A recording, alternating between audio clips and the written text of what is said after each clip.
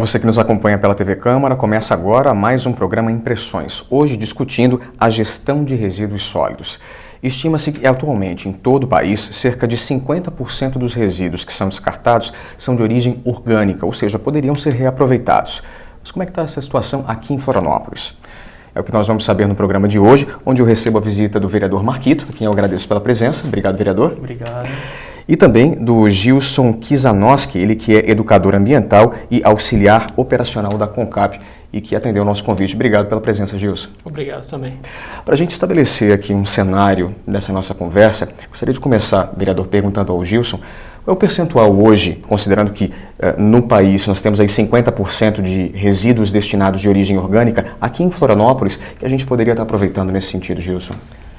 Atualmente aqui em Florianópolis, cerca de 37% do resíduo orgânico, ele não é trabalhado, ou seja, 37% desse peso que talvez poderia ser reaproveitado, muitas vezes pode estar indo lá para o aterro sanitário. Que não seria o destino adequado nesse caso. Não seria o destino adequado. Então, quando a gente fala em resíduo orgânico, a gente fala de que tipo de resíduo? Para ficar bem claro para o telespectador. A dona de casa, quando está ali na sua cozinha fazendo a refeição da família, ali ela descasca a batata, ela corta o tomate.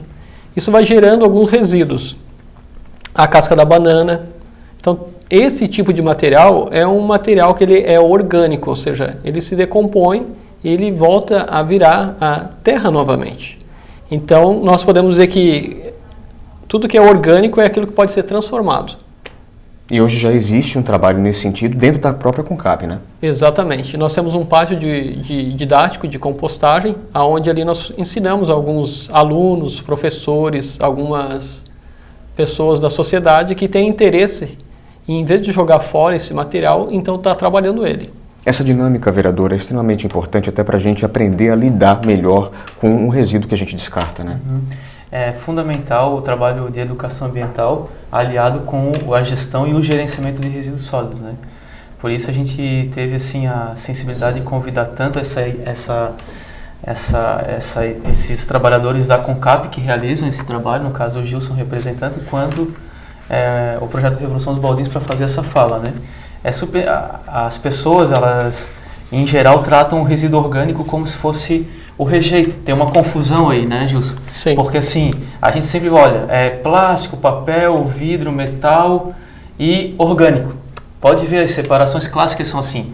Então, na verdade, ele trata os resíduos secos de interesse da indústria para retornar ao ciclo produtivo, e aí tratam aquilo que não é de interesse da reciclagem como orgânico. Mas é fundamental aqui a gente informar para a população que nos assiste que, na verdade, tem 3 tipos de resíduos principais, que é o resíduo seco reciclável, que é esse, o papel, o plástico, o vidro, o metal, o alumínio, né? Esse é o seco que vai para as associações e cooperativas de catadores fazer a triagem e comercializar esse produto.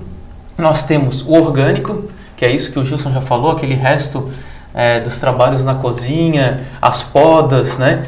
Os resíduos que vêm também de supermercados, restaurantes, fruteiras, lojas de sucos, enfim, tudo aquilo que é de origem orgânica.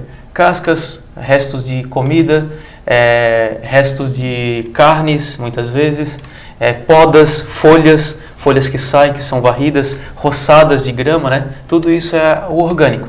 E nós temos o rejeito, que é aquilo que não tem como mandar para a reciclagem e nem é orgânico. Fraldas descartáveis, absorventes. Muitas embalagens hoje, elas são muito misturadas, elas têm um pouco de plástico, um pouco de metal, né, um pouco de papel, e ela não é reciclável. Alguns tipos de plásticos, como algumas embalagens sujas, lambuzadas, né, todas elas são tratadas como resíduos rejeitos. Aí, esses sim seriam os únicos que deveriam ir para o aterro hoje, né? Poderiam ir para outros lugares, mas só esses deveriam ir para o aterro. Ou seja, aqueles que não são orgânicos e aqueles que não podem ser reaproveitados, reciclados de alguma forma. Exatamente. Existe um preconceito, né? Lixo orgânico, né? Algumas pessoas dizem, eu tenho um lixo orgânico, né? Às vezes as pessoas tentam até se ofender uma a outra, né? E dizem assim, você é um lixo. O que ela está dizendo para outra pessoa? Você é inservível, né? Mas quando a gente se refere a resíduos, por exemplo, resíduo orgânico, quer dizer, existe um reaproveitamento. É uma coisa que você pode reutilizar. Então, o composto orgânico, aquele resíduo orgânico vai gerar um composto orgânico, então não é um lixo. Então aquilo vai voltar a ser alimento novamente. Então a gente percebe aí nas hortas comunitárias, eles acabam usando tanto o cepilho, que é a poda da cidade, muitas vezes algumas pessoas colocam no lixo comum, mas a Concap ela recolhe esse material, tritura, fica o cepilho, né, como se fosse uma serragem mais grossa. Aquilo serve para proteger a terra, manter a umidade. O composto orgânico, que é o resultado do trabalho feito da compostagem, que a dona de casa separou certinho para fazer o trabalho, compostar ele, vai virar o que? Alimento. Por exemplo, aí eu peguei aquela casca lá, compostei ela, arrumei na minha horta e virou uma cebolinha, né? E do contrário seria o seguinte, eu coloco no lixo comum, vem o caminhão da Concap, coleta, prensa aquele material, gera um líquido chamado churume, é altamente corrosivo, estraga o caminhão, né, corrói ali o caminhão, além de muitas vezes aquilo talvez escorrer pelo caminhão, vamos supor, vem um motociclista dirigindo, passa por cima daquilo, acaba dando um acidente e aquele líquido que talvez poderia ser reaproveitado como um biofertilizante, quando é feito de uma maneira correta, quando é feita a compostagem. E quando não é, vai tudo para o mesmo aterro, sem o devido tratamento e a devida separação. Além de todas as outras consequências que a gente já viu aqui, né? E você fez uma correlação muito interessante em relação à questão do lixo e do resíduo, né? Que eu acho que é parte do princípio de reeducação das pessoas, de encarar, né, esse descarte de uma maneira diferente, né? Assim, por isso que é importante agora esse papel nosso aqui na Câmara, de propor as legislações que dão sustentação a esse modelo que a gente acredita, que valoriza o resíduo orgânico, né, não mais como um resíduo, mas como uma matéria-prima para transformação no composto, que hoje é super usado depois, né, tu pode falar um pouco melhor sobre como que a Concap tem usado esse material quando pronto, né, mas é fundamental esse papel nosso. Então, falar hoje que 50% dos resíduos orgânicos, né, da cidade, que é mais ou menos um volume hoje da cidade de Florianópolis, que chega a quase 200 toneladas por dia, poderiam estar sendo aproveitadas com um programa da Concap, um programa comunitário, incentivando a compostagem nas casas, né? Mas isso tem que ser instituído como uma política pública. E nós temos uma política de coleta seletiva que ela não está implementada, né? A gente também, enquanto mandato, a gente está propondo uma política para que o orgânico não possa mais ir para o aterro, porque ele não é o encaminhamento adequado ambientalmente. De maneira nenhuma. Então a gente quer incentivar que o orgânico seja feito compostagem ou outras atividades, principalmente a compostagem. Então a gente está propondo aqui um projeto de lei para isso, né? Já temos um parecer do Ministério Público Estadual, do promotor de meio ambiente, dizendo que sim, o orgânico não pode ir para o aterro, né? E a gente está construindo isso com a sociedade, né?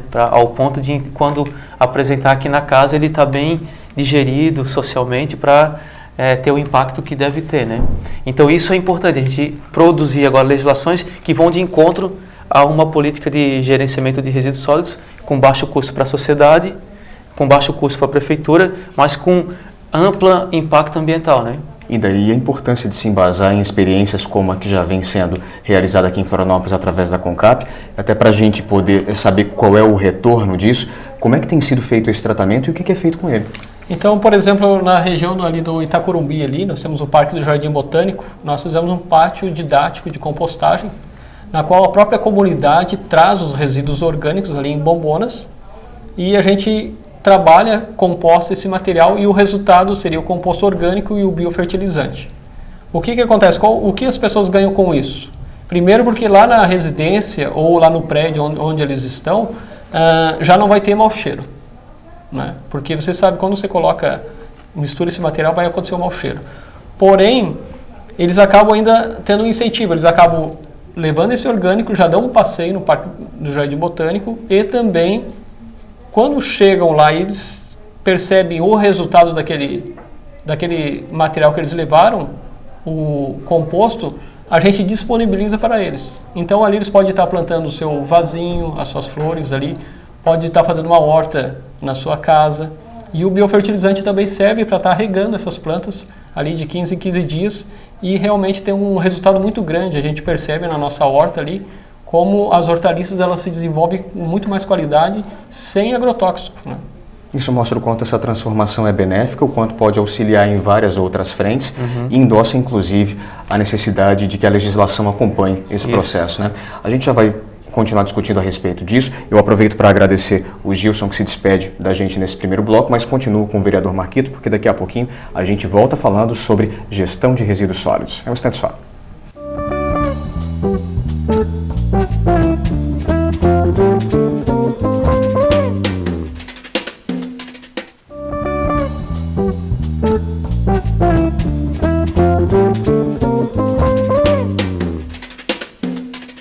Voltamos com o programa Impressões, hoje discutindo a gestão de resíduos sólidos. Eu sigo aqui com o vereador Marquito, que esteve conosco no primeiro bloco, e agora recebo também a Ana Carolina da Conceição, que representa o projeto Revolução dos Baldinhos, que é desenvolvido numa comunidade aqui da capital. E peço licença ao vereador para começar falando com a Ana nesse segundo bloco, porque esse projeto realmente mudou a vida da comunidade no que diz respeito à separação de lixo. Como é que surgiu essa ideia?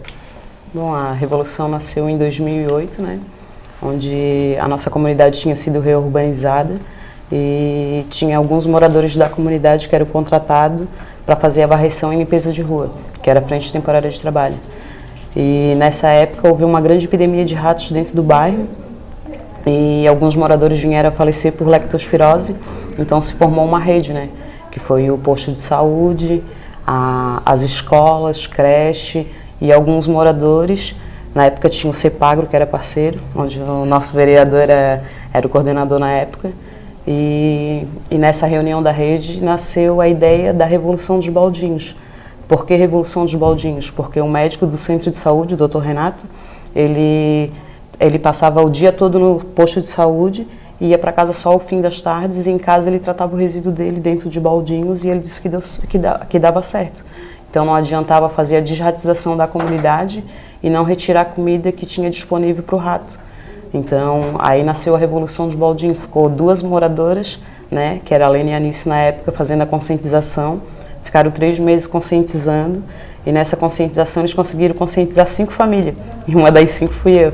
Você é uma das pioneiras no projeto. Eu sou uma das pioneiras. Uma das 5 famílias fui eu.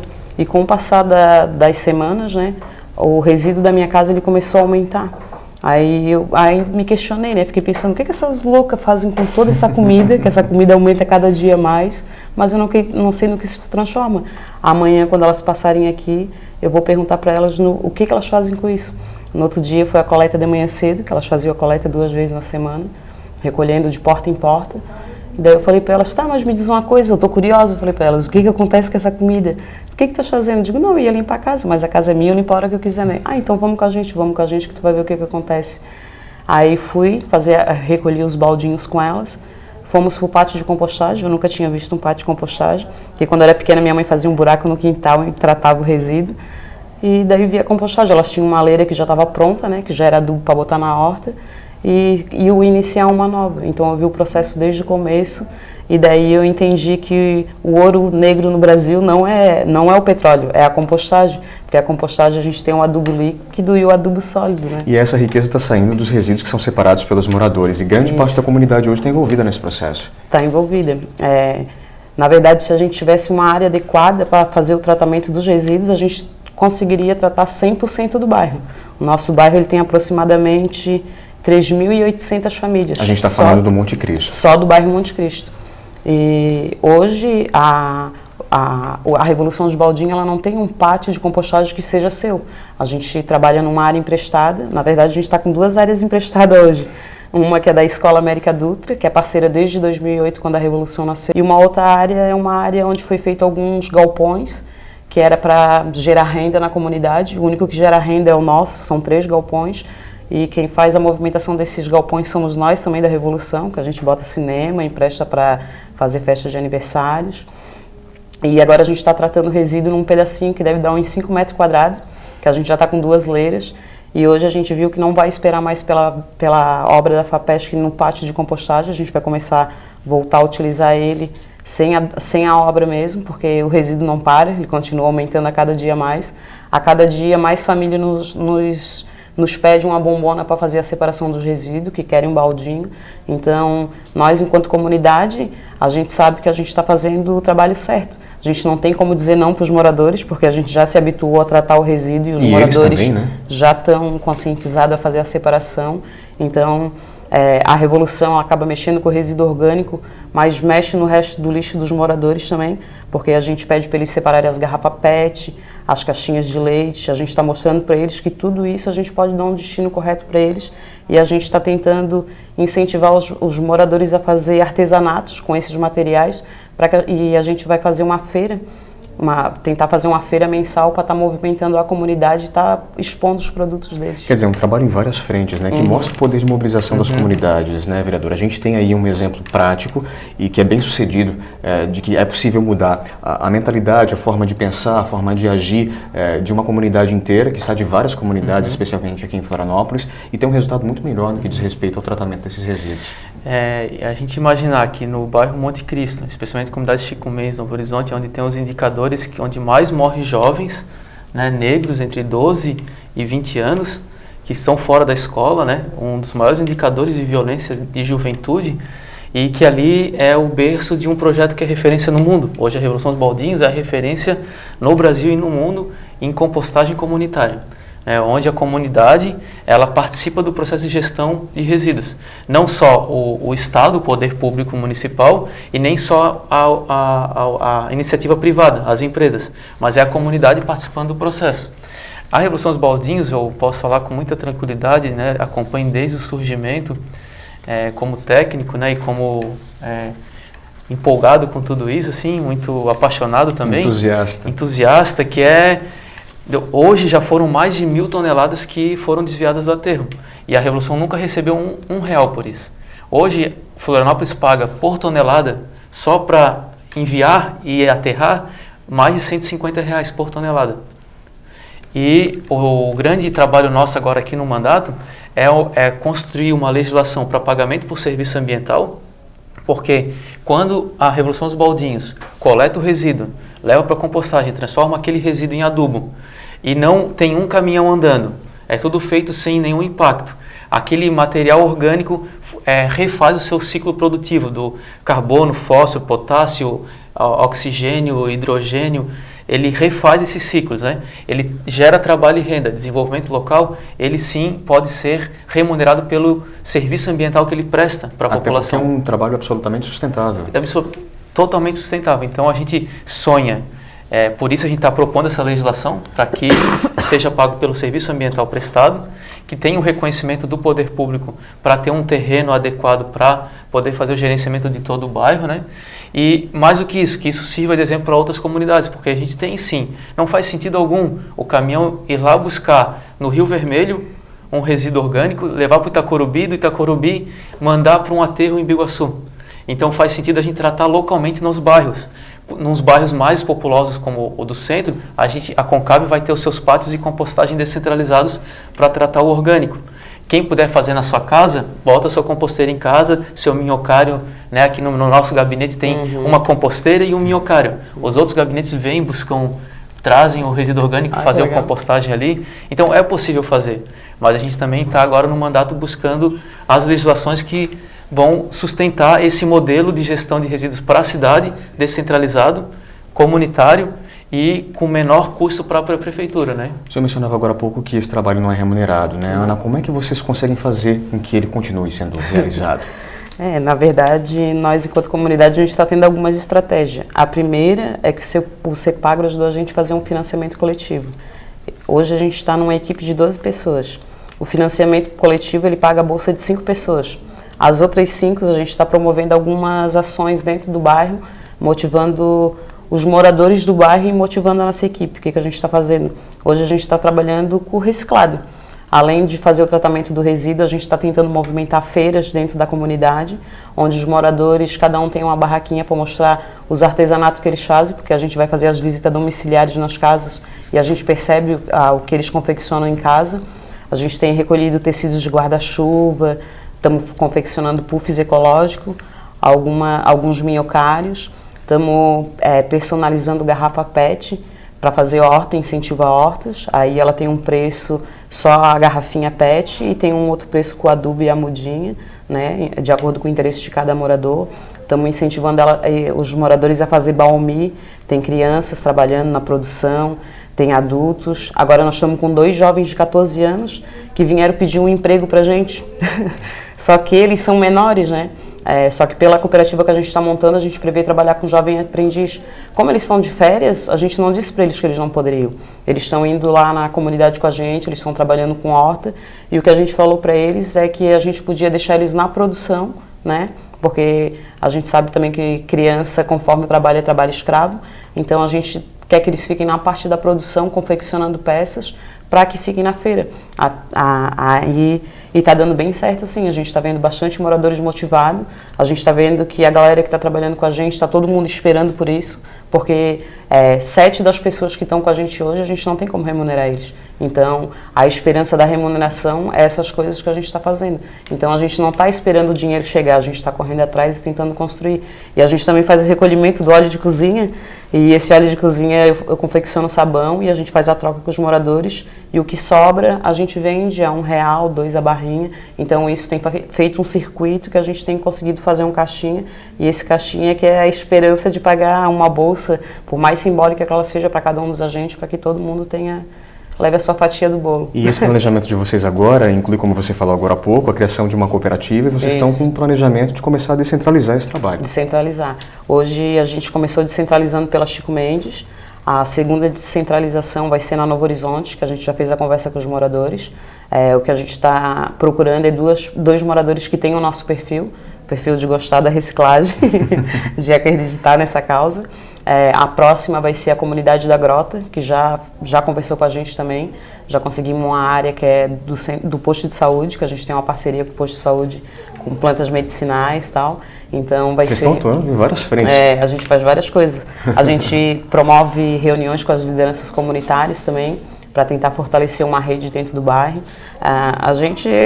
Nós somos quase uma empresa, só que uma empresa comunitária, porque a gente acredita que se a gente ficar esperando, às vezes vem a resposta do poder público, nem sempre ela acontece. Então, o que a gente percebe é que a gente tem que se juntar e todo mundo acreditar na mesma causa e fazer a diferença. Nem sempre dá para esperar, né? Dá para esperar, mas a gente tem que ter tipo um plano A e um plano B. E o nosso plano A é botar a mão na massa e correr atrás. Se a gente sentasse aqui e continuasse conversando sobre a Revolução dos Baldinhos, a gente ficaria mais umas 3 horas, provavelmente. Só para finalizar, se ainda der tempo, acho que é bem importante isso. Por que a gente não tem um modelo que, ao invés de pagar uma empresa para enterrar lá no aterro, não paga iniciativas comunitárias como a Revolução dos Baldinhos para fazer o trabalho? É simples, não muda nada, não vai ter um custo a mais para a prefeitura. Muito pelo contrário, vai gerar desenvolvimento local, comunitário, oportunidades para jovens em comunidades, né? Então, assim, é por isso que a gente está aqui, assim, na esperança de que essas coisas aconteçam, né? Mas ainda é um movimento que encontra muitos obstáculos e barreiras, né? Mas a legislação, ela é fundamental para conseguir isso, sabe?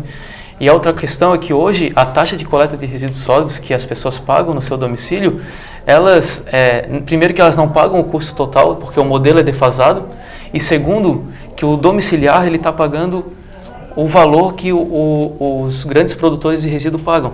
Tipo, é a mesma taxação. Então, a gente tem que trabalhar essa questão, tem que valorizar os trabalhadores da CONCAP, tem que valorizar as iniciativas comunitárias e gerar desenvolvimento para a cidade, olhando para o resíduo como um produto a ser trabalhado e transformado, e não como algo que tem que ser enterrado de qualquer jeito, né? Da importância da Câmara de Vereadores nesse processo e nessa discussão, inclusive na discussão de projetos que possam dar essa segurança jurídica para que essas experiências possam ser replicadas. Exatamente. Mais uma vez, muito obrigado pela presença de vocês dois. Foi um prazer conversar com ambos. Obrigado. A você de casa, obrigado pela companhia. Nos vemos na próxima. Até lá.